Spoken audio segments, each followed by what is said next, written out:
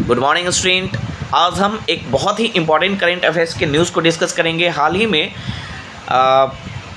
Home minister Amit Shah ने parliament में 3 नए बिल को इंट्रोड्यूस किया। 130th constitutional amendment bill, the union territory amendment bill 2025 and the Jammu and Kashmir reorganisation amendment bill 2005। इन 3 bill को अमित शाह ने हाल ही में पार्लियामेंट में लोकसभा में इंट्रोड्यूस किया है और इंट्रोडक्शन के बाद पार्लियामेंट में इस पे डिबेट स्टार्ट हुआ। अपोजिशन पार्टी ने इसका विरोध किया, है ना, पेपर को फाड़े गए, है ना, कई तरीके से विरोध को दर्शाया गया और इसीलिए 20 अगस्त को कॉन्स्टिट्यूशनल अमेंडमेंट बिल यानी जो 130th कॉन्स्टिट्यूशनल अमेंडमेंट बिल है उसे पार्लियामेंट के ज्वाइंट कमेटी को सेंड कर दिया गया है। तो what are the different provisions of this bills, उसको हम यहाँ पर डिस्कस करेंगे और जो अपोजिशन पार्टी है उसका क्यों विरोध कर रहे हैं वो भी हम यहाँ पर समझेंगे। तो सबसे पहले आपको बता दें कि 3 जो बिल है ना, जो विधेयक है, जो प्रारूप है, जो लोकसभा में इंट्रोड्यूस किया गया है उसमें से एक कॉन्स्टिट्यूशनल अमेंडमेंट बिल है जिसका नंबर है 130 और बाकी 2 जो बिल हैं वो Jammu and Kashmir reorganisation amendment bill है और यूनियन टेरिटरीज अमेंडमेंट बिल है ना। अब हम यहाँ पर समझेंगे कि कॉन्स्टिट्यूशनल अमेंडमेंट बिल क्या होते हैं। कॉन्स्टिट्यूशनल अमेंडमेंट बिल्स वैसे बिल्स होते हैं, वैसे विधेयक होते हैं जो कॉन्स्टिट्यूशन के किसी भी प्रोविज़न में या तो कुछ ऐड करने के लिए या फिर वहाँ से कुछ रिमूव करने के लिए या रिप्लेस करने के लिए लाए जाते हैं, है ना। तो यहाँ पे अगर बात करें कॉन्स्टिट्यूशन अमेंडमेंट बिल जो 113th constitution amendment bill introduce किया गया है लोकसभा में, उसके अंदर क्या क्या प्रोविजंस है।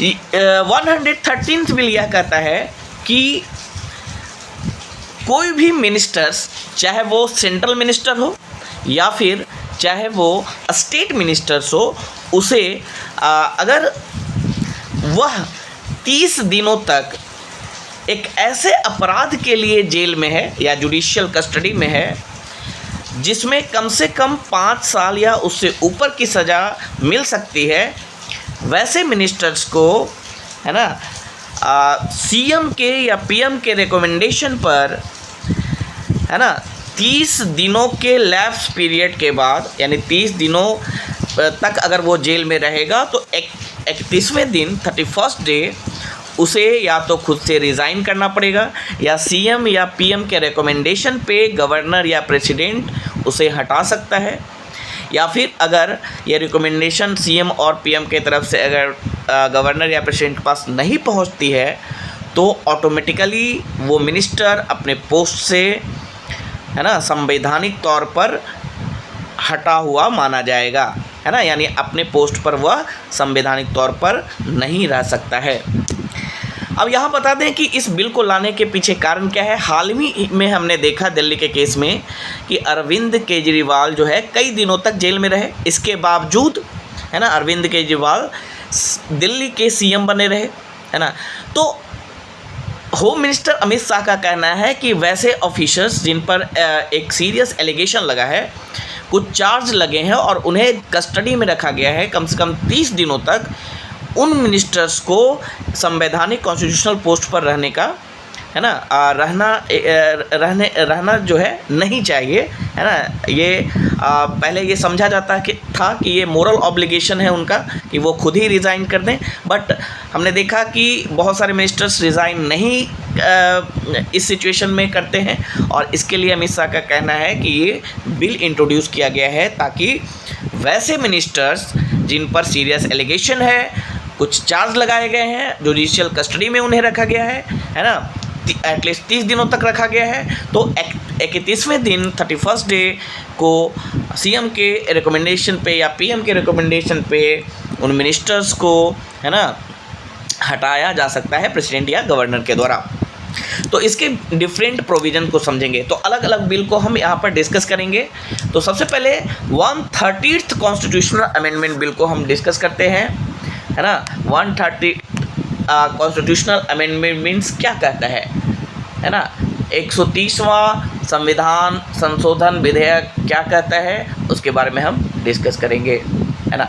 देखिए हमारे कॉन्स्टिट्यूशन के 75th आर्टिकल में, आर्टिकल नंबर 75 में मिनिस्टर्स को के अपॉइंटमेंट्स का प्रोविज़न है ना। On the recommendation of PM and और सीएम द प्रेसिडेंट और governor appoints the different ministers, है ना।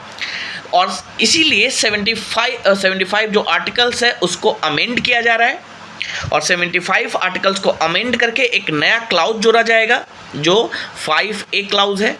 और इस क्लाउज में ये कहा गया है, 75 आर्टिकल्स के 5A क्लाउज में यह कहा गया है कि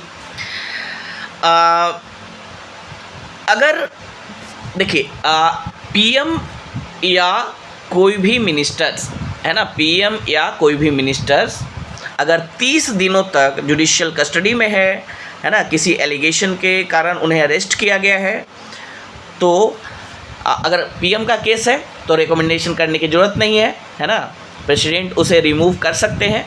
और अगर दूसरे मिनिस्टर की बात है तो पीएम के रिकमेंडेशन पर इन मिनिस्टर्स को 31st डे यानी 31वें दिन रिमूव किया जा सकता है। अगर पीएम का रिकमेंडेशन नहीं आता है तो ऑटोमेटिकली ये मिनिस्टर्स अपने पोस्ट से रिमूव होंगे, है ना।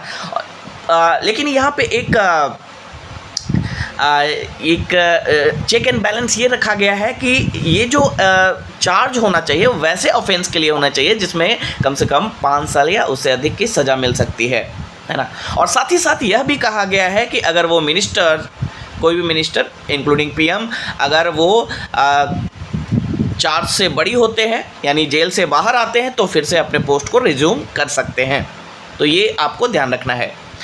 उसी तरह आर्टिकल, है ना, उसी तरह जो दूसरा आर्टिकल है जिसमें अमेंडमेंट किया गया है इस कॉन्स्टिट्यूशनल अमेंडमेंट के द्वारा, वो है आर्टिकल 164,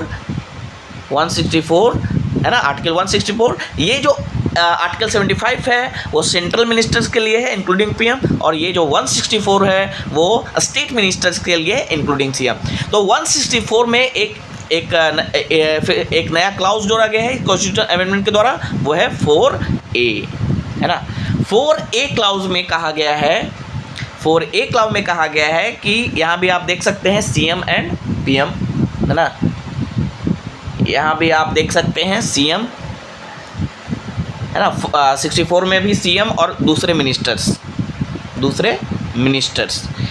तो सीएम के लिए रिकमेंडेशन की ज़रूरत नहीं है ना। गवर्नर, अगर कोई भी सीएम अगर किसी एलिगेशन में उन्हें अरेस्ट किया जाता है और 3 दिनों तक अगर जेल में रहते हैं तो गवर्नर उन्हें रिमूव कर सकते हैं, है ना। और दूसरे मिनिस्टर केस में सीएम के रिकमेंडेशन पर गवर्नर उस मिनिस्टर्स को रिमूव कर सकते हैं 31वें दिन। और अगर सीएम का रिकमेंडेशन नहीं आता है तो वो मिनिस्टर ऑटोमेटिकली अपने पद से रिमूव हो जाएगा। ये प्रोविज़न है। यहाँ भी सेम प्रोविज़न है कि अगर वो जेल से बाहर निकलते हैं तो फिर से अपने पोस्ट को रिज्यूम कर सकते हैं, अपने पोस्ट पे फिर से बहाल हो सकते हैं। ऐसा इसमें कोई रेस्ट्रिक्शन नहीं होगा। और यहाँ भी सेम प्रोविज़न है कि वैसे ऑफेंस में वो जेल में गए हों जिसमें कम से कम 5 साल या उससे अधिक की सज़ा मिले। ओके, तो ये 2 आर्टिकल्स को अमेंड किया गया है 130th कॉन्स्टिट्यूशनल अमेंडमेंट के तहत, आर्टिकल 75 एंड आर्टिकल 164 को। आर्टिकल 75 को अमेंड करके क्लाउज 5A जोड़ा गया है और आर्टिकल 164 को अमेंड करके 4A जोड़ा गया है।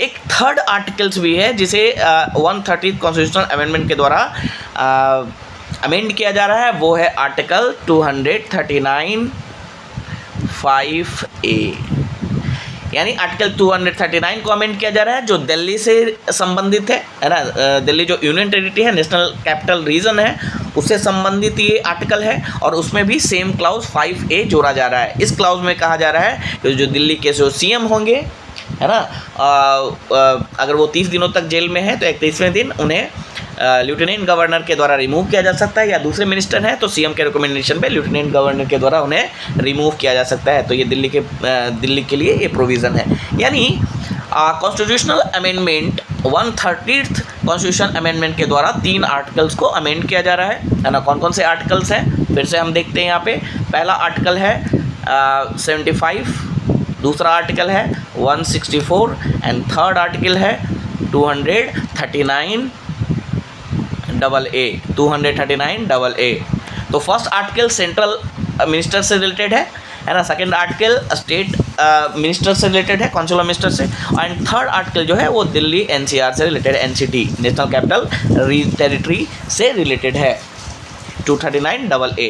तो 75 में 5A क्लाउज ऐड किया गया है, 64 में 4A क्लाउज ऐड किया गया है और 239 AA में 5A क्लाउज ऐड किया गया है। और इन सब का मकसद है कि जो भी सेंट्रल मिनिस्टर्स हों या फिर स्टेट मिनिस्टर हों या दिल्ली के मिनिस्टर हों, अगर उन पर एलिगेशन लगा है और उनको अरेस्ट किया गया है, अगर वो 30 दिन तक जेल में रहते हैं तो 31वें दिन वो CM के या PM के रिकमेंडेशन पर गवर्नर या राष्ट्रपति के द्वारा रिमूव किए जा सकते हैं। अगर रिकमेंडेशन नहीं मिलता है तो ऑटोमेटिकली रिमूव किए जा सकते हैं। इसके अलावा यहाँ पर समझने की कोशिश करें कि 130th कॉन्स्टिट्यूशन अमेंडमेंट बिल के अलावा 2 और बिल इंट्रोड्यूस किए गए हैं पार्लियामेंट में, लोकसभा में। वो है union territory amendment bill, union territory amendment bill 2025। ये जो यूनियन टेरिटरी अमेंडमेंट बिल 2025 है, ये दूसरे यूनियन टेरिटरीज़ के लिए है। दूसरे यूनियन टेरिटरीज जहाँ पे लेजिस्लेटिव असेंबली है। ऐसे कौन से दूसरे यूनियन टेरिटरी हैं जहाँ पे लेजिस्लेटिव असेंबली है?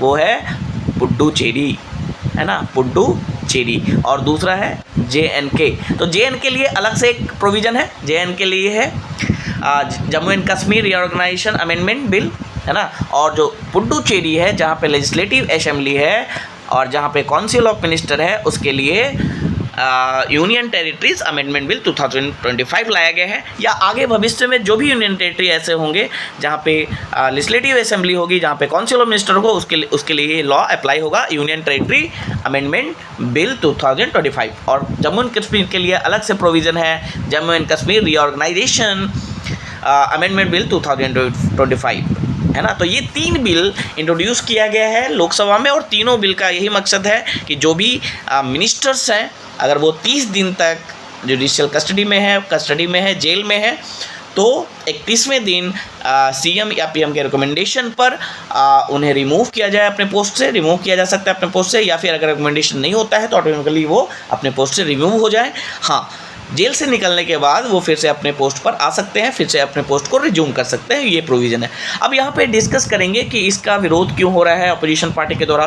तो कुछ अपोजिशन पार्टी का कहना है कि ये वैसे स्टेट को टारगेट करना है, इस बिल का मकसद वैसे उन सारे स्टेट्स को टारगेट करना है, उन सारे मिनिस्टर्स को टारगेट करना है जहाँ पर सेंट्रल गवर्नमेंट की सरकार नहीं है। यानी सेंट्रल गवर्नमेंट में जिस पार्टी की सरकार है, वहाँ पे जिस स्टेट में वो उस पार्टी की सरकार नहीं है, वहाँ उसको टारगेट करना है। कुछ अपोजिशन पार्टी का कहना है कि ये जो है principle of separation of power, है ना, इसके खिलाफ है ना, principle of separation of power के खिलाफ है, क्योंकि यहाँ पर हटाने की जो बात हो रही है वो किसके द्वारा हो रहा है?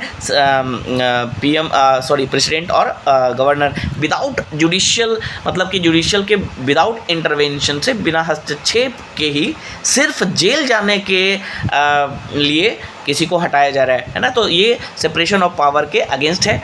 और कुछ अपोजिशन पार्टी का कहना है कि it is against the very spirit of federalism, है ना, स्पिरिट ऑफ फेडरलिज्म के भी अगेंस्ट है। तो ये सारे एलिगेशन लगाए जा रहे हैं, है ना, ये सारा ऑपोजिशन किया जा रहा है। और इसके लिए जो कॉन्स्टिट्यूशन अमेंडमेंट बिल है 113th अमेंडमेंट बिल, उसे ज्वाइंट कमेटी के पास भेजा गया है। तो ये आपको ध्यान रखना है चीज़ों को, है ना। तो this is all about 130th Constitution Amendment Bill and others 2 bills which were introduced by the Home Ministers Amit Shah recently in the Lok Sabha. Thank you.